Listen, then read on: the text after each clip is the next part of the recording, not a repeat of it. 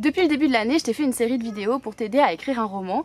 Et donc la première vidéo portait sur quel projet choisir, la deuxième vidéo sur la première personne du singulier, donc écrire avec un narrateur en jeu, la troisième vidéo sur le narrateur il, la quatrième vidéo portait sur le fait d'écrire au passé ou au présent, la cinquième vidéo qui est sortie la semaine dernière portait sur les 7 erreurs de construction de personnages. Alors c'était une vidéo qui était volontairement un petit peu caricaturale on va dire, et donc un petit peu exagérée à prendre avec une pointe d'humour. Il y a plusieurs personnes dans les commentaires qui m'ont fait part de certaines subtilités par rapport à ce que je disais, je leur en remercie d'ailleurs. Donc si t'as pas vu la vidéo, va la voir, je mets tout ça en barre d'infos. Aujourd'hui, un peu moins d'humour peut-être, les choses un peu plus sérieuses, toujours avec légèreté bien sûr, sur comment construire vos personnages. Alors on se retrouve enfin dans la nature parce qu'il fait beau. Pour vous c'est peut-être agréable, pour moi je me fais manger pour les moustiques. Donc on va aller à l'essentiel, au plus rapide et au plus efficace. Aujourd'hui, je voudrais vous parler de l'anatomie du scénario, qui est un super outil d'écriture, un super livre écrit par John Truby. Si jamais vous n'avez jamais lu de livre sur l'écriture, je ne vous conseille vraiment pas de commencer par celui-là parce que c'est un énorme pavé sur l'écriture de scénario normalement, qui est plus spécifique pour l'écriture de scénario, mais qu'on peut très bien appliquer à l'écriture et tout ce qui est structure. C'est une mine d'or, mais vraiment, si vous commencez par celui-là, ça risque d'être très compliqué. Donc si vous n'avez jamais lu de livre d'écriture, je vous recommande plutôt des trucs plus soft, du genre écriture de Stephen King, enfin mémoire d'un métier, écriture de Stephen King, ou alors je vous recommande écrire un roman en 30 jours de Chris Batty, qui est celui qui a inventé le NaNoWriMo, donc le mois national de l'écriture. Mais commencer par Truby, c'est compliqué. En fait c'est super dense, et moi ce que je retire de Truby et la chose que je trouve la plus juste et qui m'aide le plus dans mon écriture par rapport à l'anatomie du scénario, c'est la manière dont Truby conçoit et conceptualise les personnages. Donc c'est de ça qu'on va parler aujourd'hui, comment utiliser l'anatomie du scénario, comment utiliser les conseils de John Truby pour améliorer la construction de vos personnages dans votre histoire. Effectivement, que serait Harry Potter sans Ron, Harry, Hermione, ou que serait le Seigneur des Anneaux sans Frodon Sake? Bref, quand on pense à une histoire qui nous a touchés, à une histoire qui nous a marqués, on pense le plus souvent aussi à ces personnages emblématiques qui ont marqué notre enfance, notre adolescence ou l'âge adulte tout simplement. Et donc c'est super important d'avoir des personnages hyper impactants. En tant qu'auteur, alors il y a deux catégories. Il y a des auteurs qui vont vraiment écrire une histoire parce qu'ils ont envie de traiter un personnage, et il y a des auteurs qui vont écrire une histoire parce qu'ils ont surtout envie, ils ont une idée en tête plutôt d'intrigue que de personnage. Donc il y a les deux qui sont là, les deux sont super importants, mais c'est vrai qu'il y a deux tendances dans l'écriture. Si vous êtes plutôt un auteur qui va se concentrer sur l'intrigue, il y a de fortes chances pour que vous oubliez, que vous mettiez au second plan vos personnages par rapport à votre construction d'histoire, et c'est très dangereux parce que c'est justement grâce aux personnages que votre lecteur ou votre lectrice va s'attacher à votre histoire et va avoir envie de continuer à lire. Donc comment construire des personnages intéressants et des personnages auxquels on va s'attacher? Pour qu'on s'attache au personnage, il faut qu'on puisse s'identifier à lui. Effectivement, il y a des personnages qui sont très éloignés de nous et qui nous sont antipathiques. Ça veut pas dire qu'on va pas s'attacher à eux. On va créer de l'empathie chez le lecteur, c'est-à-dire qu'on va comprendre pourquoi le personnage agit comme ça sans qu'on crée forcément de la sympathie, c'est-à-dire sans que l'on soit forcément d'accord avec les actions du personnage. Pour que l'on puisse s'identifier au personnage, il faut que ce personnage ait des caractéristiques humaine. Et une des caractéristiques propres à l'humain, c'est de passer par différentes phases dans sa vie et c'est de se transformer. On va passer de l'enfance à l'adolescence, de l'adolescence à l'âge adulte, de l'âge adulte à la vieillesse. Ça, ce sont des grosses étapes importantes de la vie, mais on a aussi des transformations qui sont un peu plus subtiles, des changements de croyances, des changements d'état d'esprit, où on va par exemple arrêter de penser certaines choses, où nos croyances limitantes vont être remises en question. Et donc si nous évoluons, nous nous transformons, et effectivement nos personnages aussi doivent pouvoir être capables de se transformer, d'être changés par le monde qui les entoure et d'être changés par les événements qui leur arrivent. Créer une transformation chez votre personnage, c'est s'assurer que votre lecteur va suivre et vivre cette transformation avec votre personnage. Et donc il va suivre l'histoire en étant impliqué. Comment on crée une transformation de personnage? La transformation, ça implique que votre personnage soit à un état au début de l'histoire et à un autre état à la fin de l'histoire. Parce qu'une transformation, c'est un changement d'état. Par exemple, la chenille va se transformer en papillon. Ça, c'est un des exemples les plus courants et les plus communs dans tout ce qui est transformation.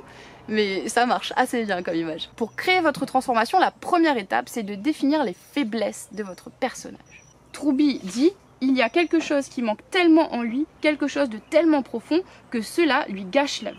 Troubi distingue deux faiblesses, faiblesse psychologique et faiblesse morale. La différence entre les deux, c'est que la faiblesse psychologique, elle va affecter directement le personnage en lui-même, il va être mal dans sa peau, il y a quelque chose qui va lui manquer même s'il n'en a pas conscience. La faiblesse morale, c'est quelque chose qui va amener le personnage à faire du mal aux gens autour de lui sans même s'en rendre compte. Dans cette vidéo, je vais utiliser l'exemple de Shrek, parce que j'aime bien Shrek, parce que je trouve que c'est un dessin animé sympa, bref.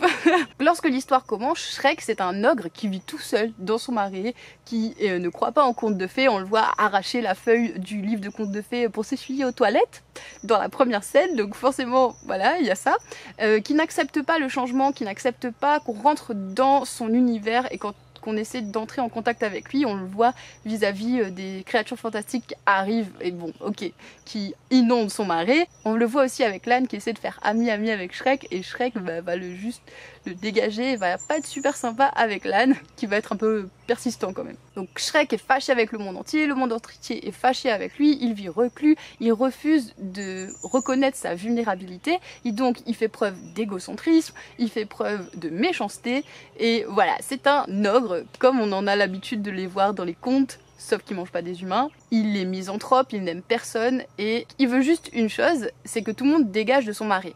Qu'est-ce qu'il veut? C'est ce qu'il désire. Donc une autre étape importante de la construction de votre personnage, c'est le désir.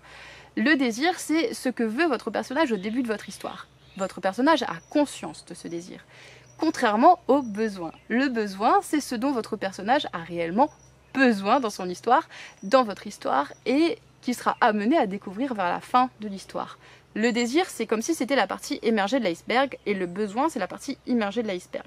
Votre personnage a un désir conscient, mais il a aussi un besoin qui est inconscient. Dans le cas de Shrek, son désir, c'est que tout le monde dégage de son marais. Son besoin, c'est d'accepter d'être touché par les gens et que les gens entrent dans son monde. Il a besoin, en fait, de se faire des amis, tout simplement, et de rencontrer des gens, et d'accepter que son monde, et d'accepter que des gens soient proches de lui. Mais au début de votre histoire, votre personnage n'est pas du tout prêt à changer. Il est très bien dans sa zone de confort, même si cette zone de confort est inconfortable, et donc il n'y a aucune raison pour qu'il change sa manière de voir le monde et sa manière de voir les choses.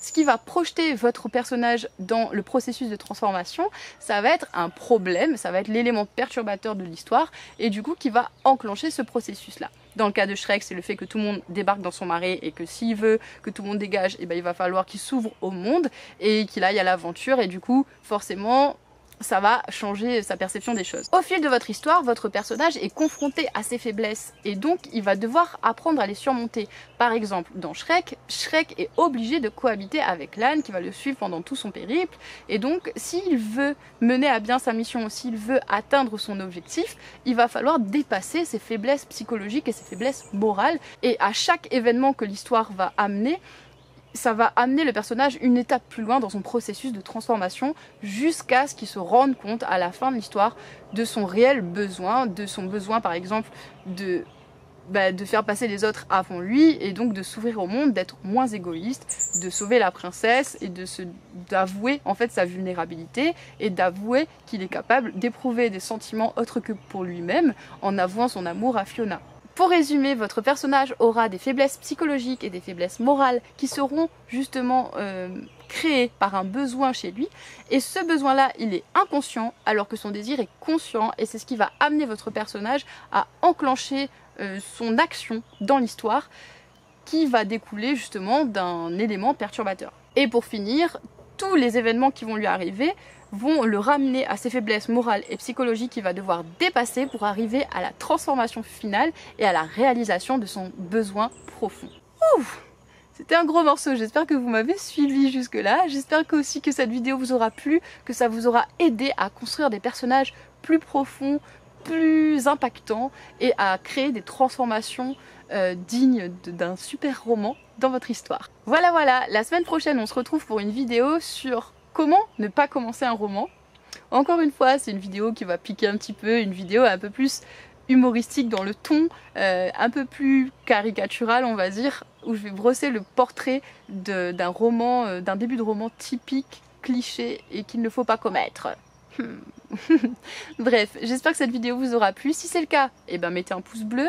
N'hésitez pas à vous abonner à la chaîne si ce n'est pas déjà fait, à mettre un petit commentaire et pourquoi pas à partager la vidéo aussi si vous pensez que ça peut aider d'autres personnes. c'était compliqué là.